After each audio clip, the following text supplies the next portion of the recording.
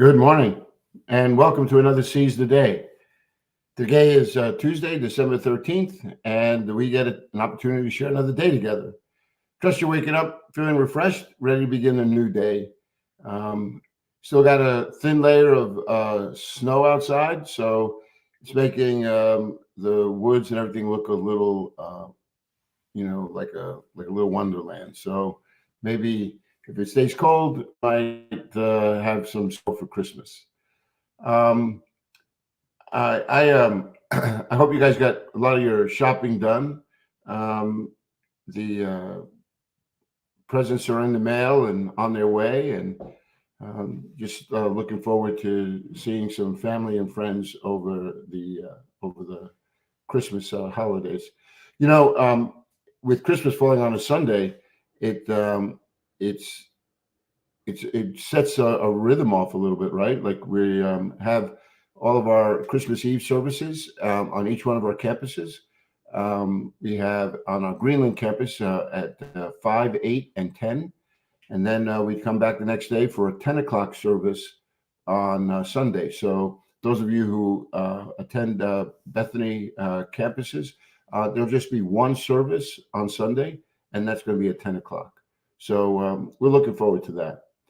Um, we have been in a series during this Advent season called God's People Living Generously. It took a look at the incarnational model where God the Father sends his Son, Jesus gives his life, um, the Mary gives her future, Joseph his reputation, the shepherds their time, the Magi their money. Everyone gave something during this whole the coming of Jesus into this world, and it sets a pattern because that's something that Jesus will continue throughout his ministry, and then encouraging each and every one of us to do the same, to consider others before ourselves, to put on this attitude that was in Jesus, who in his very incarnation did not think of it robbery to be equal with God, but he humbled himself and became obedient to the point of death, even death on a cross. And so that is the pattern that we've been looking at, and so we've come to these passages in Luke chapter 16, where Jesus tells a parable about a dishonest manager who demonstrates a certain shrewdness in which he manipulates his environment to ensure a better future for himself. And Jesus says that the people of this world are more shrewd in dealing with their own kind than are the people of the light. In other words, this dishonest manager who was being let go, right, losing his job because he had demonstrated such a poor performance over his master's, riches, that it placed him in a position where he didn't want to beg. He says it wasn't strong enough to dig, and so he just ingratiated himself to his neighbors, and that's when Jesus says that the rich man commended the dishonest manager for his shrewdness. And that one text that comes right after that in verse 9 of Luke 16, where Jesus says this, he says, I tell you, use worldly wealth to gain friends for yourselves, so that when it is gone, you'll be welcomed into eternal dwellings. The idea is using eternal wealth in the way in which we are engaging these relationships. One, understanding that the wealth that we have, it's not going to go with us into heaven, right? That there is these eternal dwellings that ought to mark out a pattern for our life. So you live this life with this view that eternity is before you. Very often, have you ever noticed commercials today that the emphasis is always on, hey, you only live once, So you better buy that new car, right? You only live once, so you ought to get the best whiskey. You only live once, so you ought to make that travel. Those plans to travel the world, right? And by the way, make sure you bring your Visa card. It's accepted everywhere. Yeah, the idea of you only live once is true enough, but what is never really even hinted at is that you only live once, but then after that life you're going to stand before a holy God and give an account for your life. So this only living once is it not a license to do whatever you want because time is ticking? You see, the idea, at least the biblical idea, is that it is true you only live once, so you got to make this life count because you want to make sure that you're engaged in those things that God really cares about. That somehow or another this will open the door for you to experience something of this eternal life in the present, but also that you're going to be welcomed into eternal dwellings. So that this life is from our material standpoint, right? This physical standpoint, this world is temporal. The world to come is eternal. And so while again it's true you only live once, you need to live once with this mindset that one day you're going to stand before God, and you want to be welcomed into those eternal dwellings. So then Jesus goes on and talks a little bit more about what that means to be this good steward. And so we've been looking at this passage here in Luke 16:12, 10 to 12, where Jesus begins to give us a little bit more of a commentary on what that kind of stewardship looks like. What does it mean to be a good steward? So why don't we read these passages together? He says, "Whoever can be trusted with very little can also be trusted with much. And whoever is dishonest with very little will also be dishonest with much." So the idea of trustworthiness is what's brought to the forefront in this text, right? That we have to be seen to be trustworthy in a little if we're going to receive much. And in the same way, he says if you're going to be dishonest with a little, you're going to be dishonest with much. I mean that we would like to think maybe that would not be the case, but this is a character issue. This goes to the matter of the heart, and he's saying here, to be trusted with a little, you'll be given much. Well, that idea of little and much is what we have begun to see is being contrasted, and along with that little much kind of scenario is one in which we begin to see that Jesus is going to pick up on that very thought in these next verses. So look, he's in verse 11. He says, "So, having said, if you can be trusted with a little, you'll be trusted with much." He says, "So if you have not been trustworthy in handling worldly wealth, who will trust you with true riches?" So now do you see in this text, there is the contrast between worldly wealth and true riches. So this idea of being trusted with little and trusted with much is now picked up in verse 11 as saying, if you have not been trustworthy in handling worldly wealth, who will trust you with true riches? And the idea here then is that the worldly wealth is the little, the true riches is the much. And worldly wealth and true riches, well, they may not necessarily be the same, right? This is this is really a text, worldly wealth that speaks of our money, possessions, right? Uh, this doesn't. This expression isn't referring to wealth gained through dishonesty, because in verse 11 we're told to be trustworthy in our handling of the mammon of unrighteousness. One cannot be trustworthy with respect to wealth that's obtained dishonestly, right?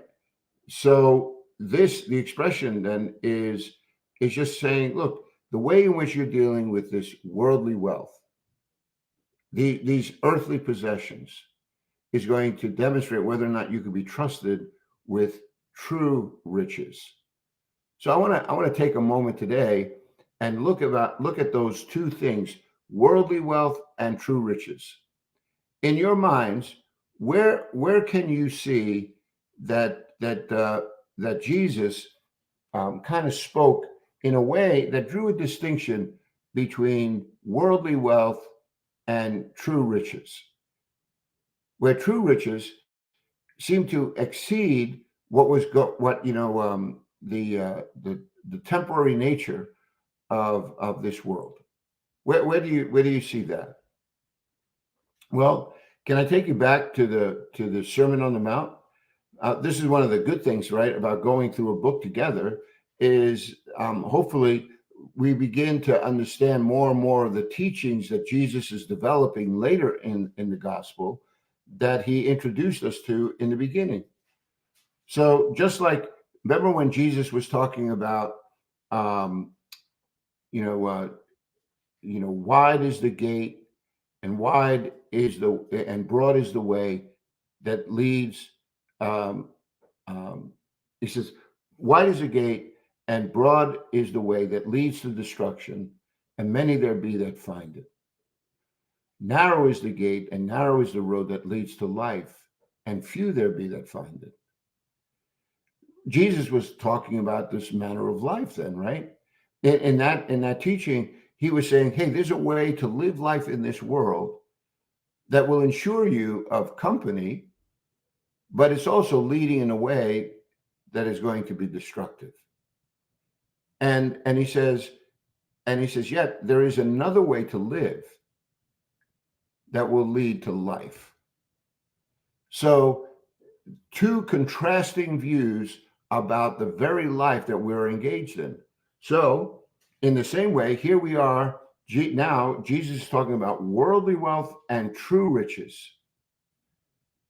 And it's speaking to us now. If you can be trusted with a little, you'll be given much. If you can be trusted with worldly wealth, you'll be given true riches. So what's that contrast?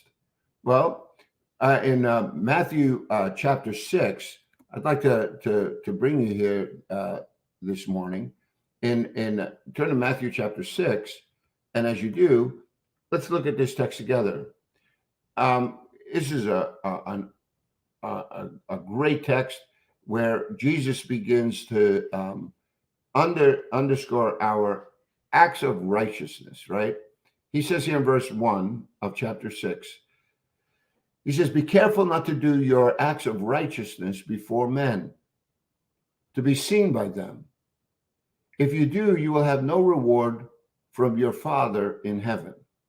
So you notice that there is a reward that our Father who is in heaven will give us, but only to those who, when they do their acts of charity, right, when they do their acts of righteousness, the motivation for that isn't so that they would be seen of men.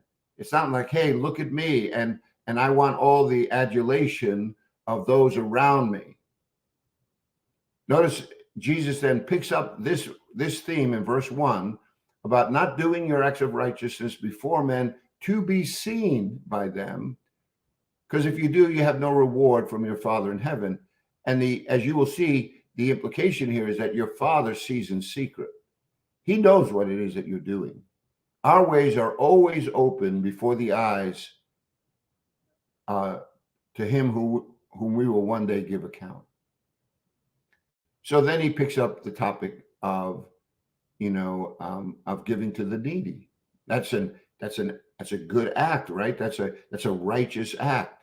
He says, when you give to the needy, don't announce it with trumpets, as the hypocrites do in the synagogues and on the streets, to be honored by men. So you see, the motivation here is, again, right, to be seen, to be honored. And he says, I tell you the truth, they will receive their reward in full. And what's that? What's that reward? Well, it could very well be the adulation of men. Man, you're amazing. That's so generous. Thank you so much. Like, everything that just feeds into our own sense of ego and self-esteem, right? But then he says, I tell you the truth, they have received their reward in full. But when you give to the needy, and the you here is referring to those who are seeking to enter this kingdom of heaven that Jesus is now announcing and teaching about and demonstrating, not only in his words, but in his actions. He says, but when you give to the needy, do not let your left hand know what your right hand is doing, so that your giving may be in secret. Then your Father, who sees what is done in secret, will reward you. See, this is all about who are you when no one is looking? Who are you when you're not in that public eye? When it's just between you and the quietness of your own heart? Are we being generous? Are we considerate of the needs of those around us? Are we helping to alleviate some of the harshness that this world can often, bring upon a person? And it says here, let your Father, who see what you're doing in secret, because he's going to reward you. Now, then Jesus looks at prayer and fasting, but I want to bring you all the way down to verse 19. In verse 19 of this text, he says this. He says, do not store up for yourselves treasures on earth, where moth and rust destroy, where thieves break in and steal. But store up for yourselves treasures in heaven, where moth and rust do not destroy, and where thieves do not break in and steal. For where your treasure is, there your heart will be also. So now you notice, in the same principle of don't do your acts of righteousness to be seen by men, for then you won't receive the reward from your Father in heaven. It's saying here to you and me, don't store up for yourselves treasures on earth. So we have earthly treasure, worldly wealth, right? And he says here, don't store it up for yourselves. You ever catch that in this text? The idea of storing up this treasure for myself, rather than using worldly wealth to gain friends for yourselves, so that when it is gone, you will be welcomed into eternal dwellings. See, this isn't just about making my life more comfortable, which there's nothing wrong with that, right? We have to, we are providing for our families, for ourselves. It's good stewardship, right? To make sure that you're properly rested, you're exercised, whatever it is that we could do to improve the quality of our life, we're going to try and do that.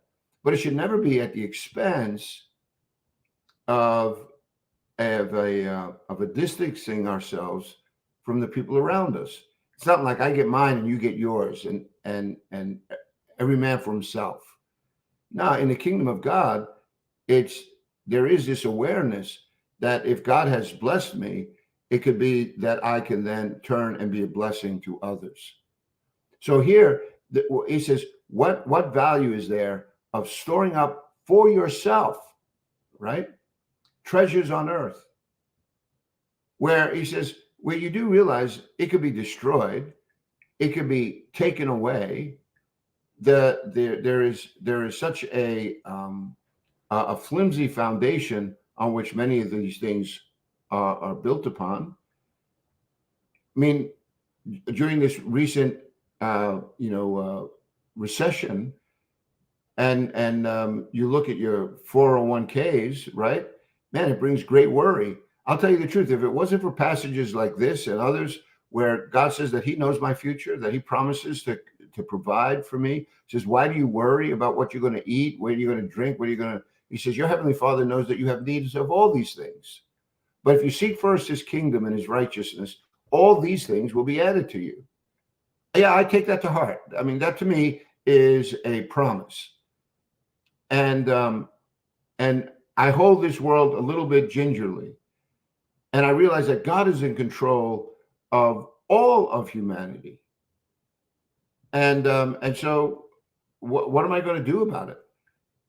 What I have to do is make sure that I am seeking first His kingdom and His righteousness, because I want to make sure that I am doing everything I can to be welcomed into these eternal dwellings, that I am pleasing God, and therefore my future is secure. Well, this text here, it's saying that if all it is about putting all this money in the bank, there's a lot of ways in which it could be stolen, it could be destroyed, fortunes whittled away, foolishly, on a number of fronts, bad habits, bad investments. But the contrast then is store up for yourselves treasures in heaven, where moth and rust do not destroy, where thieves do not break in and steal. So think about this for a moment. There are treasures that could be stored on earth, worldly wealth. There are treasures that could be stored in heaven, true riches. They're both wealth, but somehow or another, the economy of scale here is different. On one side, it could easily be taken away. On the other side, it is secure.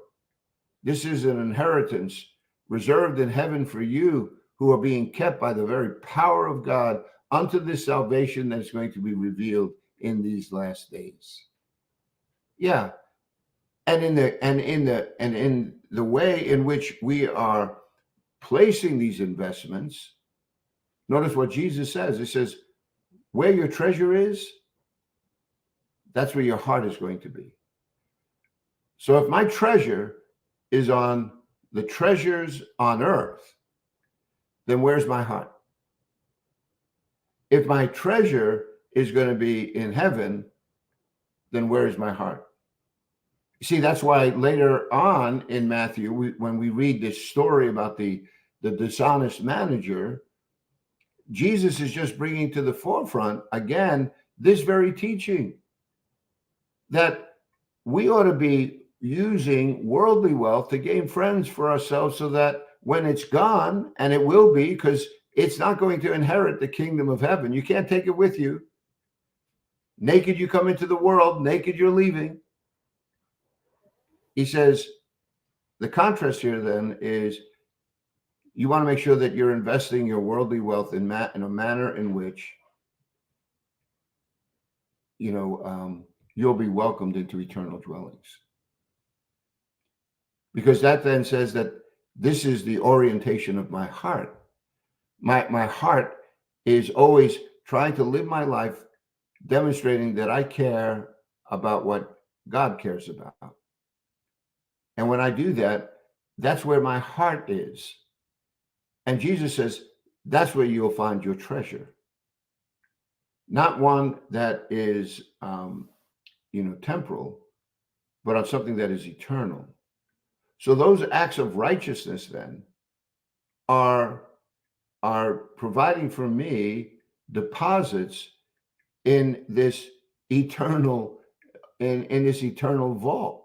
How I live my life has everything to do with this life that I'm going to be experiencing in heaven. And so when he says, where your treasure is, there your heart will be, it's a way of demonstrating what has my allegiance? And what is it? What are the filters that I'm using? That's why if you follow that thought and you go into verse 22, when he says the eye is the lamp of the body. So if your eyes are good, your whole body will be full of light, right? So think about your eyesight. If your eyesight is good, your eyes are open to seeing all the world around you, right? He says, but if your eyes are bad, your body will be full of darkness. And if the light within you is darkness, how great is that darkness? So the eyes are used as a metaphor for being able to appreciate the light so that you can see, or the darkness where there is he says how your body will be full of darkness. Now he goes on to say, though, that so in the same way, if the light within you is dark, how great is that dark? So coming from these passages that he has been telling us about acts of righteousness, the light within us should be pointing us to making sure that we're always living out our lives to the audience of one. We're always living our lives to be seen by our Father who sees in secret, who promises to reward us for acts that were done not to be seen by men, not to be honored by men, not for all of the attention to be brought to me, not for the storing up of treasures on earth where thieves can break in and steal and moths, and rust can destroy. No. The light within me is focused on what God cares about. And I am trying to align my life more and more to that pattern. But if not, just like the eye that's bad that can't see, that there is nothing but darkness, he says, so it is inside of us. And then notice what he says in verse 24. No one can serve two masters. Either he will hate the one and love the other, or he will be devoted to the one and despise the other.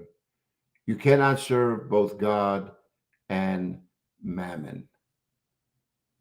And you see that word mammon is a word that's also translated that money here, and worldly wealth, wealth in Luke chapter 16. So you see, what is it that has our attention? Where is our treasure? And Jesus is saying, look, if you can't use your worldly wealth in a manner now that is demonstrating that you have an allegiance to me, that you're about our Father's business, then don't you see you can't be trusted? If you can't be trusted with worldly wealth, then who's going to give you true riches? And this is the kind of thing now that when you think of your life of faith, if God is getting the short end of that stick, do you think it's going to improve just because you get to heaven? Or that heaven is even a reality? Now let me just back up, because what I don't want to come across too strongly here is suggesting, right, to you that we're going to earn our way into heaven. That's not what I'm saying. The only way we're going to get to heaven is because of Jesus and what Jesus has done for us.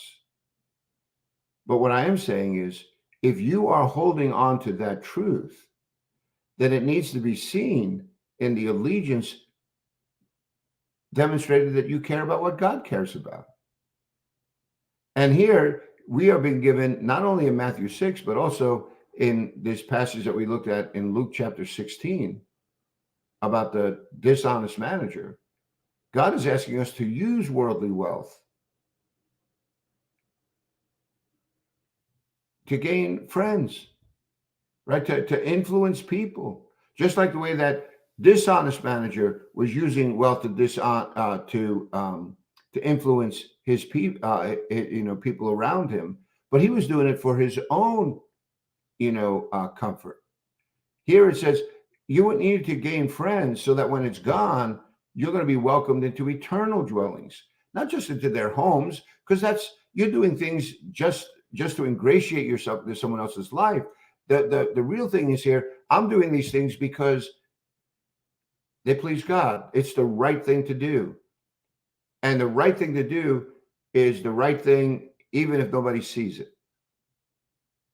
So this is a great text, isn't it? True riches, worldly wealth, little or much.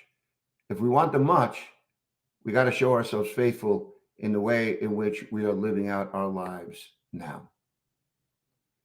So, my friends, go out, seize the day, and never forget that we live our lives before an audience of one, that God is asking you and me to just always remember that He is good all the time. Appreciate our morning together. We're going to come back and take another look at this passage, and Lord willing, we'll have some more time tomorrow. So God bless you. Enjoy your day.